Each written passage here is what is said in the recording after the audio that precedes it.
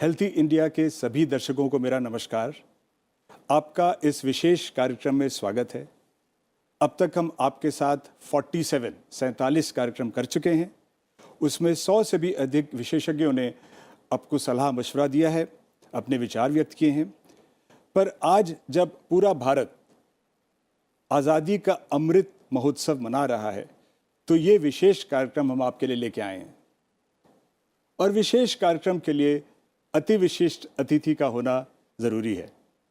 तो आपके सामने हम प्रस्तुत करते हैं आज अपने देश के स्वास्थ्य मंत्री श्री मनसुख मंडाविया को, जो minister of health and family welfare और also for chemicals and fertilisers हैं। मंडाविया साहब, आपका बहुत स्वागत है इस कार्यक्रम में।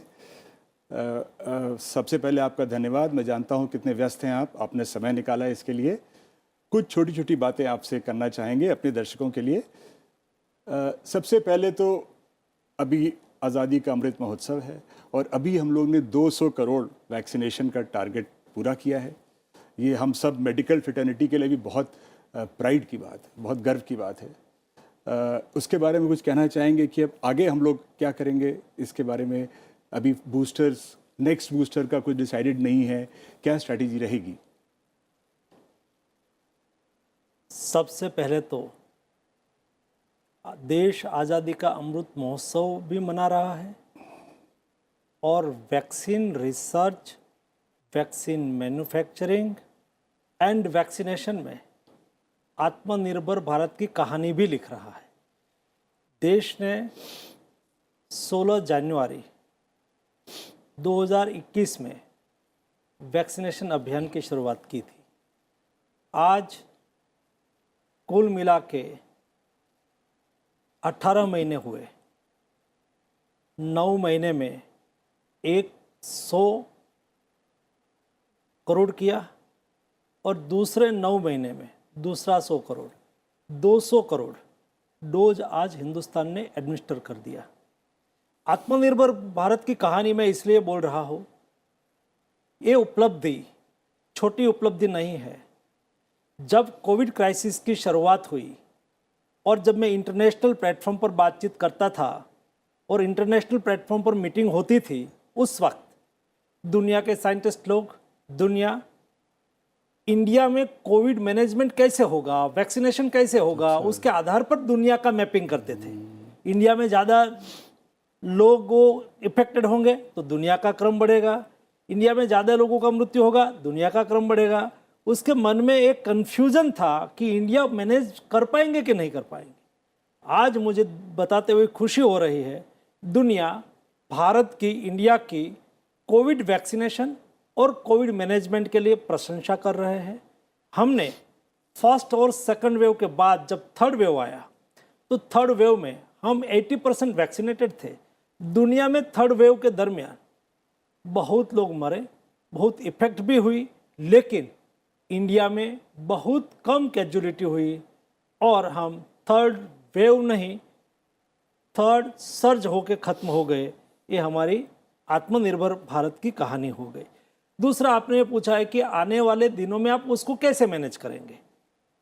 उसके लिए मोदी जी ने 15 जुलाई को देश में प्रिकॉशन डोज 75 डेज के लिए फ्री किया है, 75 दिन तक, और उसके पहले 60 एवो सभी लोगों के लिए फ्री किया ही था। 75 डेज के दरमियान सब लोग प्रिकॉशन डोज ले लें और जिसकी इम्यूनिटी डाउन हो गई हो उसको सुरक्षा भी मिल जाए। आज पर डे 30 लाख से 35 लाख तक डोज लग रहा है, लोग प्रिकॉशन डोज लगा रहे हैं ताकि भविष्य में देश में कोविड के संदर्भ में सर्ज की संभावना ना रहे, लोगों को कोविड के सामने सुरक्षा मिले। एक हम ये कर रहे हैं। दूसरा, आने वाले दिनों में भविष्य में ऐसा कोई पेंडेमिक आए तो उसकी तैयारी भी हम आज से ही कर रहे हैं। इसमें एक चीज़ और बहुत इंटरेस्टिंग है, जिससे अमेरिका में था, लोग वहाँ एकदम अचंभित रह गए इस बात से कि हमारा जो कोविड-19 वैक्सीनेशन स्टेटस 1 मिनट में हम उनको फ़ोन पे दिखा देते हैं। हाँ। मुझे कहीं जाना था, वहाँ एंट्री के लिए वैक्सीनेशन ज़रूरी था, मैं अपना कागज़ घर पे भूल गया तो कोई दिक्कत नहीं है, ऐसे दिख जाता है। तो ये भी एक बहुत बड़ी उपलब्धि है कोविड के कोविन दौर ऐप, की कोविन कि जो ऐप हमने यूज किया इस तरीके से, और इतने बड़े देश में और इतने वैक्सीनेशन, और सब कनेक्टेड हैं उससे, और सब में सब वो देख सकते हैं, एक क्लिक बटन डाल के आप अपना देख सकते हैं। मेरे ख्याल से ये भी, इसको भी आगे हम लोग बढ़ा सकते हैं, डिजिटाइजेशन को किस तरीके से हम सोचते हैं बढ़ेगा सर? ये बहुत महत्वपूर्ण विषय है। हमने कोविड मैनेजमेंट किया, पब्लिक को भागीदार करके पब्लिक पार्टनरशिप से कोविड के सामने लड़ाई लड़ी। प्रधानमंत्री जी ने समय समय पर देश की जनता को मार्गदर्शन किया, तब हमें पता चलता है कि देश में पोटेंशियल क्या है। इतनी बड़ी महामारी के सामने मोदी जी समय समय पर मार्गदर्शन देश को करते रहे, और मोदी जी के मार्गदर्शन के पाथ पर देश की जनता चल पड़ी, और उसका नतीजा ये है वैक्सीन हेजिटेंसी नहीं हुई, क्योंकि उसके पहले पब्लिक को अवेयर किया गया। नंबर ऑफ टाइम प्रधानमंत्री जी ने स्वयं देश को एड्रेस किया, संबोधित किया, अवेयरनेस क्रिएट की। उसके सामने देखो, आपने देखा होगा जब दुनिया में कोविड आया, अननोन डिसीज था, उसके बारे में जनता को पता नहीं था, लोग मर रहे थे। ऐसी स्थिति में दुनिया में कई कंट्री में डॉक्टर ड्यूटी पर नहीं आते थे, नर्स ड्यूटी पर नहीं आती थी, और पेशेंट भगवान के भरोसे पे था। लेकिन मोदी जी ने, ये हमारे कोविड वॉरियर्स, या तो हमारे फ्रंट लाइन वर्कर्स, उसके लिए थाली बजाई, उसका हौसला बढ़ाया, उसके लिए ताली बजाई, उसका हौसला बढ़ाया, कहा कि हम आपके साथ हैं। उसको हेल्थ, कोविड के लिए अलग हेल्थ इंश्योरेंस दिया, उसका हौसला बढ़ाया। उसके लिए ट्राई कलर झंडा प्लेन से, वायुसेना से फरकाया, उसका हौसला बढ़ाया। उससे हमारे यहाँ हमारे कोई हेल्थ वर्कर्स अपनी ड्यूटी नहीं छोड़ी और देश को बचाने में लग गए। एक दूसरा, जब कोविड क्राइसिस के बाद देश में एक इस तरह का सामूहिक कार्यक्रम चला, उसका नतीजा ये निकला कि कोविड को भी हम मैनेज कर पाए और देश की इकोनॉमी को भी हमने बचाए रखी। एक सामूहिक प्रयास हुआ और सामूहिक प्रयास का ही ये नतीजा निकला। और उस वक्त हमने कोविन प्लेटफॉर्म क्रिएट किया। कोविन प्लेटफॉर्म की उपलब्धि देखो, आज डेवलप्ड कंट्री में भी आप जाओ, हाथ से लिखा हुआ प्रमाण पत्र देते हैं कि वैक्सीनेटेड है, नहीं है। आज इंडिया के पास 200 करोड़ डोज का डेटाबेस है। कोई व्यक्ति अपने मोबाइल पर ऐप डाउनलोड करके वो तुरंत ही अपना सर्टिफिकेट क्रिएट भी कर सकता है, दिखा भी सकता है। और आने वाले दिनों में जो आपने पूछा कि उसका उपयोग, डिजिटल टेक्नोलॉजी का उपयोग हेल्थ के लिए कैसे कर सकते हैं, बहुत महत्वपूर्ण प्रश्न है। डिजिटल टेक्नोलॉजी का उपयोग करके हमारे यहाँ मिशन इंद्रधनुष चलता है। हम कई टाइप की वैक्सीन हमारे महिलाओं को, बच्चे को, सभी को फ्री देते हैं। तो ये वैक्सीनेशन भी आने वाले दिनों में ये प्लेटफॉर्म पर कैसे आए। दूसरा, हमने डिजिटल टेक्नोलॉजी का उपयोग देश में किया और उसका नतीजा ये निकला, देश में लॉकडाउन चल रहा था, देश में गरीब कल्याण पैकेज डिक्लेयर किया गया, महिला के अकाउंट में पैसा डालना था, लोगों को फूड देना था, सभी को फूड मुहैया कराना था। गरीब लोग, रेहड़ी पटरी वाले लोग, उसके यहाँ भी, उसके जेब में भी पैसा आना चाहिए। ये डिजिटल टेक्नोलॉजी का उपयोग करके, डीबीटी करके मोदी जी ने डायरेक्ट उसके अकाउंट में पैसा दिया, उसका फायदा देश को हुआ। उसका एग्जाम्पल लेके ये हम क्या हेल्थ सेक्टर में ला सकते हैं डीबीटी, क्या ये उसका उपयोग डिजिटल टेक्नोलॉजी का हेल्थ सेक्टर में हम कर सकते हैं। उसमें से आयुष्मान भारत डिजिटल मिशन निकला है। ये डिजिटल मिशन क्या है?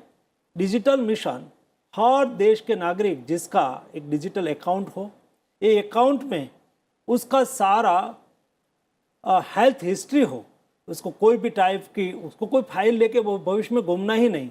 मेरा डिजिटल हेल्थ नंबर है, आधार आईडी है, ये लेके मैं गया, मैं कोई डॉक्टर के पास गया, डॉक्टर साहब को मैंने नंबर दिया, उन्होंने अपने यहाँ लॉगिन किया, तुरंत ही मेरे मोबाइल में ओटीपी आया, मैंने उसको ओटीपी दिया तो तुरंत ही मेरा अकाउंट ओपन हो जाएंगे।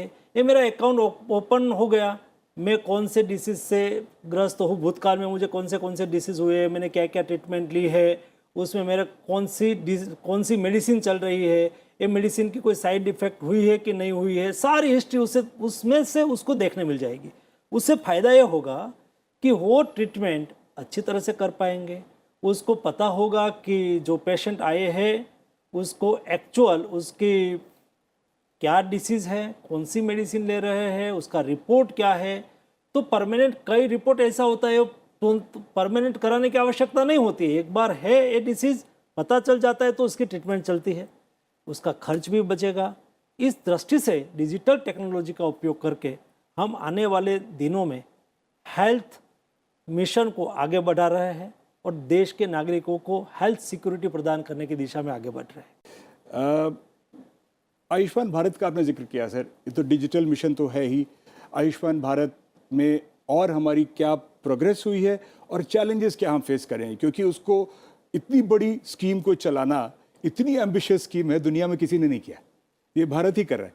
तो उसके लिए ऑब्वियसली कुछ अड़चने भी आती हैं, रुकावटें भी आती हैं, चैलेंजेस भी आते हैं, थोड़ा उसके बारे में बताएंगे। आयुष्मान भारत का 4 पिलर है। एक पिलर जो आप कहना चाहते हो वो है आयुष्मान भारत जन आरोग्य योजना, जिसको शॉर्ट में आयुष्मान भारत योजना कहते हैं। आयुष्मान भारत योजना का दूसरा पिलर है Ayushman Bharat health infrastructure mission. Ayushman Bharat का तीसरा पिलर है Ayushman Bharat health and wellness centre. Ayushman Bharat का चौथा पिलर है आयुष्मान भारत डिजिटल मिशन। उसमें से आयुष्मान भारत जन आरोग्य योजना ये कोई छोटी योजना नहीं है। आज से कई सालों पहले ओबामा ने अमेरिका में एक हेल्थ सिक्योरिटी स्कीम लाई थी और अमेरिका के 10 करोड़ लोगों को वो हेल्थ सिक्योरिटी दे रही थी। दुनिया में उसकी सराहना हुई कि ओबामा ने ओबामा केयर योजना लाई, ऐसा करके वो पॉपुलर हुई। वो कितने लोगों के लिए थी? 10 करोड़ सिटीजन के लिए, उसके देश के। आयुष्मान भारत योजना ये देश के 10 करोड़ फैमिली यानी कि 50 करोड़ लोगों के लिए है। 50 करोड़ लोगों को हेल्थ सिक्योरिटी देना ये छोटी बात नहीं है। हर परिवार में प्रति वर्ष 5 लाख तक का खर्च हो तब तक उस सरकार की तिजोरी से होगा। ये एक ऐसी योजना है जो भारत में एक ऐसी इक्विलिटी लाते हैं। एक समय था गरीब लोगों को इलाज कराना है तो सरकारी अस्पताल में जाना, प्राइवेट अस्पताल बड़ी अस्पताल में जाना तो उसके लिए सपना ही था कि वो वहाँ जाके ऑपरेशन करा सके। आयुष्मान भारत योजना पेशेंट को, लाभार्थी को इस सरकारी अस्पताल में इलाज कराना चाहे तो सरकारी अस्पताल में करा सकते हैं और वो बड़ी अस्पताल में ट्रीटमेंट कराना चाहे तो वहाँ भी एक गरीब और एक अमीर दोनों एक ही अस्पताल में, दोनों बगल बगल के रूम में ट्रीटमेंट करवा सके, ऐसी फैसिलिटी आयुष्मान भारत योजना प्रोवाइड करता है। आयुष्मान भारत योजना का लाभ आज 3.5 करोड़ लोगों ने लिया। मैं थोड़े दिन पहले रक्सौल गया था एक कार्यक्रम में और वो लाभार्थी सम्मेलन था आयुष्मान भारत के लाभार्थी। एक महिला अपने अनुभव कथन के लिए खड़ी हुई। मुझे भी, मैं जब उसको सुन रहा था, ये महिला ने कहा कि मैं 21 साल की हूँ, मेरी शादी हुई, शादी करके मैं मेरे ससुराल में गई और मेरा श्वास फूलने लगा। मुझे हॉस्पिटल में दिखाया। मुझे जब हॉस्पिटल में दिखाया तो मुझे कहा कि आपको हार्ट का डिसीज़ है। मेरे ससुर पक्ष में भी खर्च करने की क्षमता नहीं थी, उन्होंने मुझे छोड़ दिया। छोड़ने के बाद वो मैं मेरे पियर में आई, मायके आई, तो उसके माता पिता भी गरीब थे, वो भी उसको लाख 1.5 लाख का इलाज करवा सके ऐसी क्षमता नहीं थी। ऐसी स्थिति में किसी ने उसको कहा कि आयुष्मान भारत योजना का लाभ आपको मिल सकता है और उन्होंने कहा कि आयुष्मान भारत योजना का मैंने कार्ड निकाला, मेरा इलाज भी हो गया। मैं जब हॉस्पिटल में रही तब तक खाना पीने की भी व्यवस्था हुई। इतना ही नहीं, लेकिन मुझे घर वापस पहुंचाने की जिम्मेवारी भी सरकार ने ली और मेरा जीवन भी बच गया और बाद में मेरे ससुर पक्ष ने मुझे फिर से स्वीकार भी कर लिया।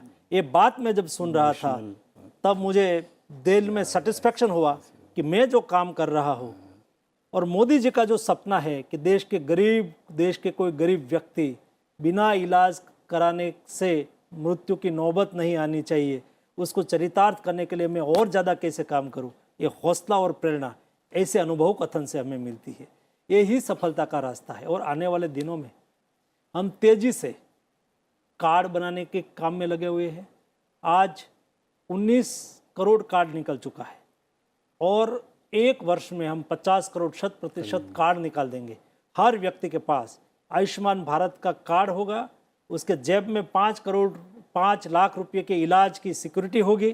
परिवार में कोई भी बीमार हुआ, ये कार्ड अस्पताल में लेके गया, वहाँ उसकी ट्रीटमेंट हो गई, वो वापस आ गए स्वस्थ होके, उससे 2 फायदा होगा। देश हेल्थ एक ऐसा सेक्टर है जो देश की आर्थिक और सामाजिक उत्थान में उसका महत्वपूर्ण योगदान होता है। स्वस्थ भारत, स्वस्थ नागरिक, स्वस्थ समाज का निर्माण करता है।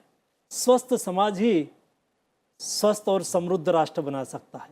प्रधानमंत्री जी की समृद्ध राष्ट्र बनाने की जो कल्पना है और एक कल्पना को पूरी करने के लिए जो इनिशिएटिव लिया है आयुष्मान भारत योजना का, मुझे विश्वास है कि नया भारत के निर्माण में ये योजना अपनी महत्वपूर्ण भूमिका अदा करेगी। एक तो प्राइमरी हेल्थ केयर के लिए, क्योंकि सबसे बड़ा हमारे लिए चैलेंज वही रहता है, जैसे आपने खुद कहा कि जो सब गरीब से गरीब को वो केयर मिले। Primary health care Ayushman Bharat के तहत या उसके अलावा हम उसके लिए विशेष कुछ कर रहे हैं इस समय, स्पेशल प्रोग्राम कोई? करना ही चाहिए और हम कर भी रहे हैं, क्योंकि प्रिवेंटिव केयर बहुत महत्वपूर्ण है। हमको डायबिटीज हुआ, डायबिटिक पेशेंट हो गए, बाद में इंसुलिन लेना चालू करे और सरकार उसको इंसुलिन उपलब्ध करा दे तो एक बात है, वो तो होगा ही होगा, लेकिन व्यक्ति बीमार ही ना पड़े। और इंडिया एक एकलौता देश है दुनिया में प्राइमरी केयर, सेकेंडरी केयर और टर्शरी केयर, 3 प्रकार की हेल्थ सिस्टम आज के दिन में विद्यमान है। इंडिया में एक 4th पिलर भी है, वो है आशा बहन। हमारी आशा बहन भी एक काम में लगी हुई है। 1000 पॉपुलेशन में एक आशा बहन अपने यहाँ जो उसके अंडर में पॉपुलेशन है, वो कौन से डिसीज से ग्रस्त है, सभी फैमिली को जानते हैं, सभी महिला को जानते हैं, सभी बच्चे को जानते हैं।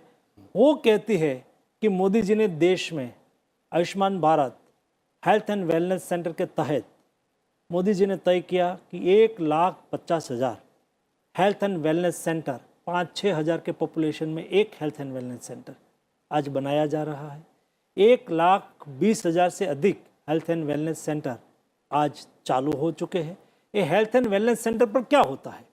वहाँ वैक्सीनेशन भी होता है, वहाँ वेलनेस के लिए भी कार्यक्रम होता है, वहाँ योगा भी कराया जाता है, वहाँ कौन सा फूड लेना चाहिए, राइट फूड कौन सा है, उसके लिए अवेयरनेस का कार्यक्रम चलाया जाता है। वहाँ प्रिवेंटिव केयर के लिए भी कार्यक्रम चलाया जाता है। वहाँ नंबर ऑफ टाइप के 13 प्रकार के डायग्नोसिस वहाँ ही हो जाते हैं। किसी को ओरल कैंसर हो, किसी को ब्रेस्ट कैंसर हो, सर्वाइकल कैंसर हो, उसका प्राइमरी एग्जामिनेशन वहाँ ही हो जाता है। ये सब treatment primary health and wellness centre पर उपलब्ध हो जाने से व्यक्ति को पता चल जाता है कि उसको कोई बड़ा बीमारी की संभावना है नहीं है, वो तुरंत ही उसका इलाज करवा लेते हैं। एक बहुत बड़ा कार्यक्रम हमने चलाना शुरू किया है। उससे फ़ायदा ये होगा भविष्य में, जिसकी शुरुआत हो चुकी है, ये है कि व्यक्ति स्वयं प्रिवेंटिव केयर के लिए सजग होंगे। कई डिसीज उसको है, तुरंत ही पता चल जाने से उसका इलाज हो जाएगा। इससे उसकी हेल्थ भी बचेगी, उसका पैसा भी बचेगा। एक चीज़ और, हम अदर एंड पे जाते हैं, हम हाईएस्ट एंड पे, टर्शरी केयर पे, all India institute of medical sciences, ये भी बहुत बड़ा एक इनिशिएटिव है। ये इतने सारे all India institute of medical sciences खोले। मैं एक ज़माने में मैं भी होता था all India institute medical sciences में, फिर संजय गांधी पीजीआई में। तो ये जो गवर्नमेंट टीचिंग इंस्टीट्यूशंस हैं, इनका बहुत बड़ा रोल है, नॉट जस्ट मेडिकल केयर पर सर डॉक्टर्स प्रोवाइड करने में। स्किल्ड मैन पावर जो हम बोलते हैं, वो सब इन्हीं इंस्टीट्यूशंस या इस जैसे इंस्टीट्यूशन से निकलती है। तो all India institute of medical sciences, AIIMS जो हम लोग बोलते हैं, ये इंडिया में बहुत सारे बन रहे हैं, बन गए हैं। उनके बारे में उस लाइट में, और एजुकेशन के बारे में जो डिस्ट्रिक्ट लेवल मेडिकल कॉलेजेस बनने की बात हो रही है, उसके बारे में आपके जो कि आप मेडिकल साइंस सेक्टर से ही है, ये आपका कार्यक्षेत्र भी रहा है, तो आप मेरे से अच्छी तरह से समझ भी सकते हो कि प्राइमरी हेल्थ सेक्टर हो, सेकेंडरी हेल्थ केयर हो और टर्शरी हेल्थ केयर हो, इतने बड़े देश में टाइम पर तीनों बैलेंस करके आगे बढ़े बहुत आवश्यक है। हमारे यहाँ कभी शॉर्ट टाइम के लिए आयोजन होता था, प्राइमरी हेल्थ के लिए ध्यान दिया जाता था, कभी सेकेंडरी के लिए ध्यान दिया जाता था, टर्शरी के लिए सालों तक एक दिल्ली में एम्स ही थी, उसके अलावा चादी कोई बहुत कुछ व्यवस्था नहीं थी। आपने देखा होगा जब वाजपेयी जी देश के प्रधानमंत्री थे, उन्होंने सोचा कि उसका एक्सपेंशन करना चाहिए और उस वक्त कई एम्स बननी शुरू हुई। आज मुझे खुशी है कि कुल मिला के 16 नई एम्स बन रही है। 6 एम्स पहले थी, 22 एम्स देश में होने वाले हैं, यानी कि ज़्यादातर बड़े बड़े स्टेट्स में हो जाएगा। सब में एक टर्शरी केयर सेंटर उपलब्ध हो गया। एक एम्स का not only for our country, देश में नहीं इंटरनेशनल कम्युनिटी में भी एक बहुत बड़ी शाख है। एम्स अपने आप में स्वयं वहाँ रिसर्च भी होता है, वहाँ एजुकेशन भी होता है, वहाँ ट्रीटमेंट भी होती है एक लेवल की। इस दृष्टि से एम्स की पॉपुलैरिटी भी बहुत देश में बढ़ी हुई है। उसको कैसे स्ट्रेंथनिंग करें, एक टाइप की एक सिनर्जी ट्रीटमेंट सारे देश में सभी एम्स में हम कैसे करें, एम्स में भी एक्सपर्टाइज हो। हम इस दिशा में आगे काम करना शुरू किया है कि भाई एक एम्स है वो दुनिया में लंग्स के लिए पॉपुलर हो, लंग्स ट्रीटमेंट के लिए, तो एक एम्स है वो हार्ट के लिए दुनिया में पॉपुलर हो, तो एक एम्स है और लिवर ट्रांसप्लांट में लिवर के डिसीज़ के लिए दुनिया में पॉपुलर हो। अलग अलग ऑर्गन्स के लिए अलग अलग एक्सपर्टाइज हमारी एम्स की हो और वो इंटरनेशनल स्टैंडर्ड की कैसे बने और इंटरनेशनल उसकी पॉपुलैरिटी कैसे बने, इस लेवल पर हमें एम्स को ले जानी है। अभी नई एम्स बननी शुरू हुई है, कई एम्स ऑपरेशनल हो चुकी है, कई एम्स होनी है। धीरे धीरे उसको स्ट्रेंथनिंग करके हम लोगों ने शॉर्ट टाइम के लिए नहीं सोचा है। मोदी जी की सोच है, सरकार 5 साल के लिए बनती है, लेकिन सरकार की सोच 5 साल की नहीं होनी चाहिए। सरकार की सोच फ्यूचरिस्टिक होनी चाहिए। इसलिए ही देखो मोदी जी ने कहा हम आज़ादी का अमृत महोत्सव मना रहे हैं, लेकिन जब देश आज़ादी का शताब्दी महोत्सव मनाता हो, 100 साल मनाता हो, तब सभी डिपार्टमेंट को, सभी मिनिस्ट्री को 25 साल का अमृत काल का विजन तैयार करना है। हमने हेल्थ सेक्टर में 25 साल के लिए विजन तैयार करने के लिए हमने 5 अलग अलग चिंतन बैठक की 3-3 दिन के लिए, और उसके बाद उसका अर्क निकाल के 3 दिन के एक अलग चिंतन शिविर हमने की statue of unity, Ekta Nagar, Kevadia colony में। हमारे ये 3 दिन की चिंतन बैठक में एक प्रेजेंटेशन के रूप में सारे देश के 23 स्टेट के हेल्थ मिनिस्टर थे, सारे देश के सभी स्टेट के हेल्थ सेक्रेटरी और ऑफिशियल्स लोग उपस्थित थे, उसके सामने रखा। सब लोगों ने ये विज़न में अपना अपना इनपुट्स दिया। उसके आधार पर 25 साल का हेल्थ सेक्टर का विज़न हमने तैयार किया। हमारे बच्चों की केयर हम 25 साल में कहाँ तक ले जाएंगे, हमारी प्राइमरी हेल्थ केयर को हम 25 साल में कहाँ तक ले जाएंगे, सेकेंडरी केयर को 25 साल में कहाँ तक ले जाएंगे, टर्शरी केयर को 25 साल में कहाँ के ले जाएंगे, नॉन कम्युनिकेबल डिसीज़ है उसको कंट्रोल करने के लिए क्या करना चाहिए, 25 साल में हमारा रोड मैप क्या है। एक सेक्टर को आइडेंटिफाई करके 25 साल का हमने रोड मैप तैयार किया है, जो आने वाले दिनों में देश के नागरिक की सुरक्षा और नया भारत के निर्माण में ये हमारे जो एक्सरसाइज हुई है उसकी एक महत्वपूर्ण भूमिका रहेगी। तो छोटे छोटे प्रश्न और हैं सर, बस अब हमें अंत ही करना है। एक तो ये कि ट्रेंड एक्सपर्ट्स को कभी कभी ढूंढने में दिक्कत होती है, तो एक मैं लोगों से कह भी चुका हूँ, आपको तो सब नॉलेज है ही, कि हम लोग को डिजिटल टेक्नोलॉजी एजुकेशन में बहुत यूज़ करनी चाहिए। एक एम्स में लेक्चर होता है, एम्स दिल्ली अगर हमारा प्रीमियर है वहाँ लेक्चर होता है, तो सब जगह उसको स्टूडेंट्स को फ़ायदा मिल सकता है, कोई इसमें प्रॉब्लम नहीं है। इस तरह का मैं हमेशा सजेस्ट करता हूँ कि इंटर एम्स कम्युनिकेशन अगर बहुत स्ट्रांग होगा डिजिटल टेक्नोलॉजी को यूज़ करते हुए, तो बच्चों का जल्दी से प्रोग्रेस होगी, क्योंकि हर स्पेशलिटी हर जगह एकदम से नहीं, थोड़ा समय लगेगा उसको आने में। लास्ट पॉइंट, आप इस पूरे उसमें प्राइवेट सेक्टर की भूमिका क्या देखते हैं सर, हेल्थ केयर में और एजुकेशन में?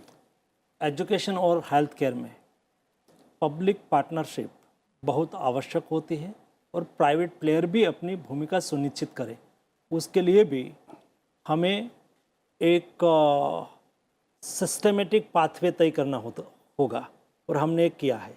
आज जैसा आपने कहा कि हम क्या हमारे सभी मेडिकल स्टूडेंट को एक लेवल का, एक एक्सपर्ट का, एक लेवल का एजुकेशन प्रोवाइड कर पाएंगे। प्रोवाइड करने के लिए क्या करना चाहिए? हम नेशनल मेडिकल कमीशन में एक कमांड एंड कंट्रोल सेंटर तैयार कर रहा है।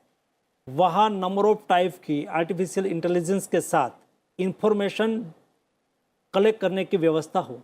वहाँ से ही बैठ के देश के नामांकित साइंटिस्ट, नामांकित प्रोफेसर अपना लेक्चर से सभी एम्स में नहीं, not only for AIIMS but सभी मेडिकल कॉलेज में अपना वहाँ से टीचिंग करवा पाएंगे। ये फैसिलिटी हम वहाँ क्रिएट कर रहे हैं ताकि उसका उपयोग करके बच्चे को भविष्य में लाभ भी हो, अपनी पढ़ाई भी अच्छी हो। और पब्लिक पार्टनरशिप के संदर्भ में आज गवर्नमेंट मेडिकल कॉलेज भी ओपन हो रही है, प्राइमरी और वो प्राइवेट मेडिकल कॉलेज भी ओपन हो रही है। प्राइवेट मेडिकल कॉलेज को और प्राइवेट हॉस्पिटल को हम गवर्नमेंट के साथ पीपीपी से जोड़ के हमारी आयुष्मान भारत योजना के लाभार्थी प्राइवेट मेडिकल कॉलेज भी है, प्राइवेट हॉस्पिटल भी है, तो दोनों को उसका लाभ मिल रहा है। प्राइवेट मेडिकल कॉलेज भी ओपन हो रही है, प्राइवेट हॉस्पिटल भी सरकार के साथ जुड़ रही है और वो भी देश के हेल्थ सेक्टर को आगे बढ़ाने में सहयोग कर रही है। एक दूसरा हमने इनिशिएटिव लिया है जो आने वाले दिनों में एक प्रधानमंत्री जी की सोच पूरी करने वाला है। वो है देश में हेल्थ वर्कफोर्स। आज हमारे पास नंबर ऑफ टाइप के हेल्थ वर्कफोर्स है। दुनिया में हमारा नाम और शाख दोनों है। हमारे डॉक्टर की दुनिया में रेपुटेशन है। हमारे डॉक्टर्स, हमारे नर्स, हमारे पैरामेडिक स्टाफ, फिजियोथेरापिस्ट, फार्मासिस्ट से लेके सभी एलाइड वर्कफोर्स दुनिया में जाके दुनिया के लोगों की सेवा करें। उसको हमने कहा है हील बाय इंडिया, इंडिया के द्वारा दुनिया स्वस्थ हो। और दूसरा हमने किया है हील इन इंडिया। दुनिया आइए, इंडिया में बेस्ट डॉक्टर है, एफोर्डेबल क्वालिटी हेल्थ केयर व्यवस्था उपलब्ध है, तो आप आइए और इंडिया में स्वस्थ हो। ये दो कंसेप्ट पर हमने बहुत कुछ काम किया है। आने वाले दिनों में उसका इम्प्लीमेंटेशन होना है, तब जाके इंडिया एक हेल्थ केयर के लिए हब बन के आगे निकलेगा। बहुत अच्छी बातें बताई साहब आपने और बहुत बहुत धन्यवाद आपका। आपने समय निकाला और इस हेल्थी इंडिया प्रोग्राम को बहुत लाभ हुआ।